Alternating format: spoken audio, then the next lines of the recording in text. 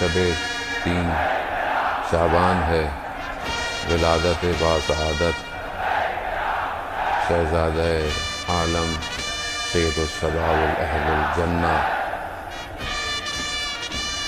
وہ جو قرۃ العین سیدہ ہے، وہ جو تسکین قلب رسول اللہ ہے، وہ جو کائنات کے امام کا چشم اور چراغ ہے، حسین ابن علی۔ آج اس ہستی کی ولادت کی رات ہے، عالم خوشی منا رہا ہے، کیونکہ جس دن سیدہ کے گھر میں خوشیاں ہوں، کائنات کا ایک ایک چپا چپا اسی خوشی میں مبتلا ہے۔ اور کیوں نہ ہو، کیونکہ وہ دنیا میں آ رہا ہے کہ جس نے تا قیامت بشریت کو باقی رکھا ہے۔ اسی لیے بہرحال خداوند متعال نے ہمیں توفیق دی کہ ہم آج کی شب بیٹھیں اور اس ہستی کا ذکر کریں کہ جس کی ذکر میں کائنات میں خود ایک غوغاں، ایک شور مچا ہوا ہے۔ کوئی دنیا میں کسی کے بارے میں کچھ کہے، کہیں کچھ کوٹ لکھا ہوا ہو تو ہم بڑے خوش ہوتے ہیں کہ فلانی جگہ پر بہت بڑی جگہ تھی، وہاں کسی کے لیے کوئی تحریر لکھی ہوئی تھی، انسان بڑا چوڑا ہو جاتا ہے، بڑا خوش ہوتا ہے۔ فلانی جگہ روڈ پر دیکھیں، فلانے ایئرپورٹ پر دیکھیں، فلانی بلڈنگ پر دیکھیں، لیکن جس کے لیے عرش پر لکھا ہو ان الحسین مصباح الہدی و سفینۃ النجاۃ، تو آپ اور ہم شاید تصور ہی بھی نہ کر پائیں کہ کمال کتنا بڑا کمال ہے۔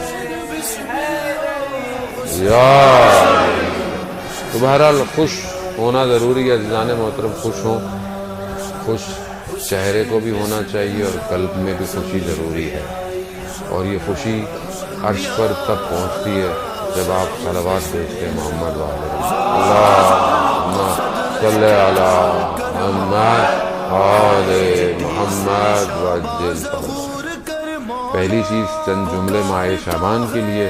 ماہ شعبان ماہ رجب کے بعد ایک اور بہترین مہینہ ہے، جس مہینے کو رسول خدا نے اپنے آپ سے نسبت دی، اور اسی مہینے کے اندر کمال یہ ہے کہ جیسے اہل بیت کے گھروں میں پورا قرآن نازل ہو رہا ہے، پہلی شعبان کی ولادت سے لے کر 15 شعبان تک لگ رہا ہے کہ قرآن یہیں آ رہا ہے۔ ہر ایک ولادت جو ہے وہ آنے والے وقتوں کے لیے اسلام کی بقا محسوس ہو رہی ہے۔ یعنی سفر عشق کی ابتدا حضرت سیدہ زینب سلام اللہ علیہا کی ولادت، اللہم صلی علی محمد۔ ظاہر ہے جہاں حسین کا ذکر ہو وہاں زینب کا ذکر نہ ہو تو ذکر ادھورا ہے، اور یہی وجہ ہے کہ شاعر نے ایک سطر میں، ایک جملے میں سمیٹ کے رکھ دیا کہ کربلا کربلا میمان اگر زینب نہ بود، کربلا کربلا میں رہ جاتی اگر زینب نہ ہوتی۔ تو یہی کمال ہے بیوی کا کہ بیوی نے اس پیغام کو پہنچایا اور دنیا میں آ کے بھی یہی بتایا کہ اپنے بھائی کے ساتھ ساتھ اس دنیا میں بھی آنا ہے اور ہر قدم پر اپنے بھائی کے ساتھ رہنا۔ انشاءاللہ توفیق ہوگی تو ان کے باقی جملوں پر گفتگو کریں گے۔ تو بہرحال ماہ رجب، ماہ شعبان رسول خدا کا مہینہ ہے، کثرت سے درود بھیجیے اس مہینے میں، جتنا آپ درود بھیج سکتے ہیں۔ 2 طرح کے استغفار ہیں، مفاتیح الجناح کوئی اور کتاب دعاؤں کی آپ کھولیں گے تو آپ کو پتہ چل جائے گا کہ 2 استغفار ہیں اس مہینے کے اندر۔ ایک صلوات شعبانیہ ہے جو تھوڑا سا طولانی ہے، لیکن ہر روز ظہرین کی نماز میں اگر پڑھیں یا ظہر کے بعد پڑھیں تو زیادہ بہتر ہے۔ اور ایک چیز جو اس ماہ شعبان میں بہت زیادہ امپورٹنٹ ہے، مہم ہے، وہ مناجات شعبانیہ ہے، یعنی وہ مناجات کہ جو شعبان میں کی جاتی ہے۔ اور علماء یہی کہتے ہیں یہ جو مناجات ہے، یہ جو دعا ہے، یہ سارے ائمہ نے اس کو کیا ہے، یعنی سب سے زیادہ جو اوتھنٹیکیشن یا آپ کہہ لیں کہ بہت زیادہ روایات ہیں وہ اس مناجات کی ہیں۔ تو کوشش کریں بہرحال کہ شب کی تاریکی میں تنہائی میں سونے سے پہلے کچھ جملے اس دعا کے اس مناجات کی جو ہے وہ زمزمہ کریں، کیونکہ بہرحال انسان اپنے الفاظ سے پہچانا جاتا ہے. ہمارے پاس الفاظ نہیں ہیں کہ ہم اس کو کیسے پکاریں. اہل بیت جانتے تھے کہ اللہ کو پکارنا کیسے ہے. بہرحال جس طرح انہوں نے کہا ہے ان لفظوں کو پڑھیں، اور انشاءاللہ کہ ہمیں بھی توفیق ہوگی چند جملے ایام میں مناجات شعبانیہ آپ کی خدمت میں پیش کریں. دیکھیں جشن ہوتے ہی رہتے ہیں، اور یہ ان کی توفیق ہے کہ اپنے جشنوں میں ہمیں بلا رہے ہیں اور ہم پڑھ رہے ہیں، آپ سن رہے ہیں، گویا ہم خود بھی سن رہے ہیں. ہم تو بول رہے ہیں، کان کو اپنے بھی سنا ہی رہے ہوتے ہیں، لیکن ہدف یہ ہے کہ جو وہ چاہتے ہیں ویسے ہو جاؤ تو جشن دائمی ہو جائے گا. جشن محدود نہیں ہوگا، بھی یہاں تھوڑی دیر تو بابا کی چلے گیا، سب ختم ہو گیا. لیکن جیسا وہ چاہتے ہیں اگر ویسا جشن ہو جائے تو پھر میرا پورا وجود ہر وقت جشن کی حالت میں ہے. عزیزان محترم، حسرت کرنا ضروری ہے کہ کاش ہم 3 شعبان کا جشن کربلا میں کر رہے ہیں. ضروری ہے یہ اندر سے مانگنا. میں کیسے جا سکتا ہوں مولا صاحب، میرے تو یہ وہ. جس کے پاس کروڑوں روپے بھی ہوں، جب تک امام نہ بلائیں کوئی بھی نہیں جا سکتا.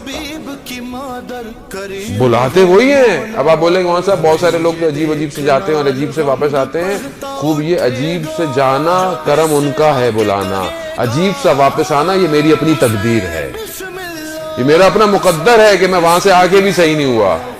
ان کا کرم، انہوں نے تو سب کو بلایا. انہوں نے تو رات کو کیا کہا؟ نہیں چاہتا، چلے جاؤ، بیعت اٹھاتا ہوں، جنت تمہاری. یعنی بھیج رہے ہیں رات کو، اور صبح دشمن کے سامنے کیا کہہ رہے ہیں؟ هل من ناصر ینصرنی، ہے کوئی میری مدد کرنے والا؟ اللہ اکبر. اتنی مختلف تقریریں ہیں دونوں. رات کو بھیج رہے ہیں اور صبح سب چلے گئے، کہہ رہے ہیں کوئی میری مدد کرنے والا. یعنی آخری وقت تک دشمن کو بھی ہدایت دے رہا ہے کہ شاید کوئی آ جائے، شاید کوئی ایک آ جائے. اور یہاں جو آئے ہوئے کہہ رہے ہیں چلے جاؤ، میں نے سب تمہیں دیا، چلے جاؤ. رات کو امام نے پوری کوشش کی کہ کوئی بھی خراب بندہ نہ رہے، صرف صالح رہے میرے ساتھ. اور صبح مقابلے میں صرف اشقیاء رہے میرے، صالح سارے پہلے ہی چلے گئے. رات کو امام اس طرح کر رہے ہیں، عشق ہے، قرآن ہے، عبادت ہے.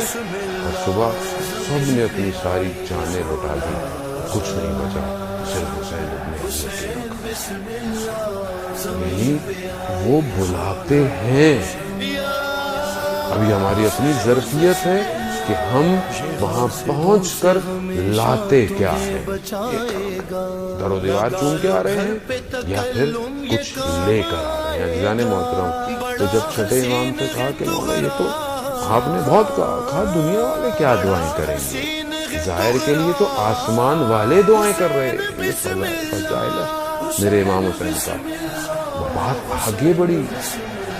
بات یہ ہے کہ انہوں نے کہا میرے مولا نے، کیا تم چاہتے ہو کہ ملائکہ تم سے مصافحہ کریں، ملائکہ تم سے ہاتھ ملائیں، ملائکہ تمہارے وجود کو لمس کریں؟ کیوں نہیں چاہتا ہوں.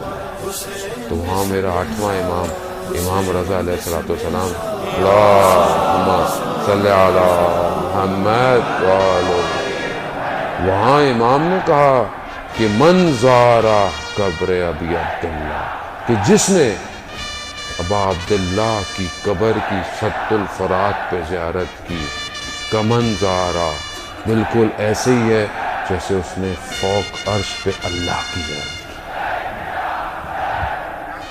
عرفا اس بات کو سمجھانے میں قاصر ہے کہ یعنی کیا، یعنی کربلا میں امام حسین کی زیارت یعنی عرش پہ خدا کی زیارت. کیا ہے یہ؟ یعنی خدا کی زیارت کو کر سکتا ہے؟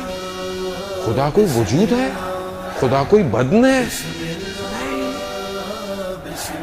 وہی میرے امام حسین خود سمجھاتے ہیں کہ اندھی ہو وہ آنکھ جو تجھے نہ دیکھے، اور جس نے تجھے پایا اس نے کیا کھویا اور جس نے تجھے کھو دیا اس نے کیا پایا؟ عزیزان ہم نہیں سمجھ پائے آج تک امام حسین کو. ہم نے چند چیزیں رکھی ہوئی ہیں پورے محرم کا پیکج. جیسے ہی محرم شروع ہوگا ہمیں امام حسین تھوڑی یاد رہتا ہے محرم پہ. ہمیں تو اپنی مجلس یاد رہتی ہے, ہمیں تو اپنی نیازیں یاد رہتی ہیں. میری مجلس ہونی ہے پورے سال میں ایک دفعہ, میری پوری طاقت اسی پر ہے کہ میری مجلس اچھی ہو, میری نیاز اچھی ہو. اور جیسے ہی محرم شروع ہوتا ہے مقصد امام حسین تو کسی کو یاد ہی نہیں ہے کہ امام حسین نے کیا فرمایا, کتنے قول, کتنے نامے, کتنی تقریریں, کتنے خطبے, ہدف کیا تھا. ہم تو بس آپس میں شروع کر دیتے ہیں لڑنا بڑھنا. ایک گروہ یہ مانتا ہے, ایک گروہ وہ مانتا ہے, اور ہمارا پورا مہینہ ایسے گزر جاتا ہے. کیوں نہیں میں اس چیز کو درک کر پا رہا کہ جس کو بار بار میرے ائمہ نے ریپیٹ کیا, تکرار کیا. کیوں کربلا بار بار دہرائی جاتی ہے؟ کیوں امام حسین کو اور امام حسین کے اصحاب کا ذکر کیا جاتا ہے؟ تاکہ تم وقت کے امام کے صحابی بن سکو, تاکہ تم وقت کی کربلا کو پہچان سکو. لیکن میں نہیں, میں اپنی خواہشات لے کر اٹھنا چاہتا ہوں, میں اپنی مرضی کی بات سننا چاہتا ہوں, میں اپنی چیز لے کے, جو میرے ذہن میں بس مولانا نے اگر وہی پڑھ دیا تو بہت اچھے مولانا تھے. اور اگر جہاں مولانا نے کوئی نصیحت اور کوئی تبلیغی بات کہہ دی, ارے بھائی ان کو تو فضائل پڑھنا نہیں آتا. مگر آپ مجھے یہ بتائیں کہ ائمہ نے اپنی زندگی میں امر بالمعروف کے, انسان کو ارتقاء پہ اور کمال پہ پہنچانے کے علاوہ بھی کوئی کام کیا؟ لیکن کیونکہ میں اپنا پیکج چاہتا ہوں, بس میرا پیکج مجھے ملے, میں ناراض نہیں ہونا چاہتا. وہ ڈسٹرب نہیں کرے مولانا صاحب, میں نے اتنی پریشانیاں ہیں زندگی میں, ٹریفک میں 2 گھنٹے لگ جاتے ہیں, گھر یہ ہے, بینک کا لون ہے, فلانا ٹینشن ہے, بچوں کی اسکول کی فیسیں ہیں, دن بہ دن مہنگائی ہو رہی ہے, ابھی آپ بھی آگے ٹینشن دے رہے ہیں.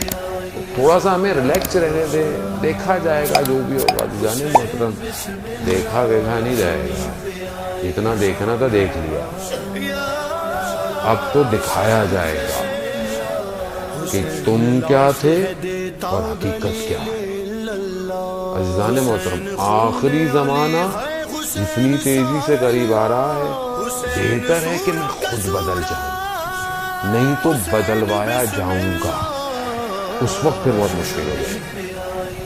تو بہرحال یہ جو ایام ہیں خوشی کے, اس کی خوشی صرف ظاہری نہ ہو, اس کی خوشی ایسی ہو کہ میری روح بھی تو پرمسرت ہو. کیوں؟ کیونکہ اس دور کے اندر کہ جہاں پر وہ حسین کا آخری وارث آنے والا ہے, اس دور میں پرمسرت روحیں ہی امام کا ساتھ دیں گی.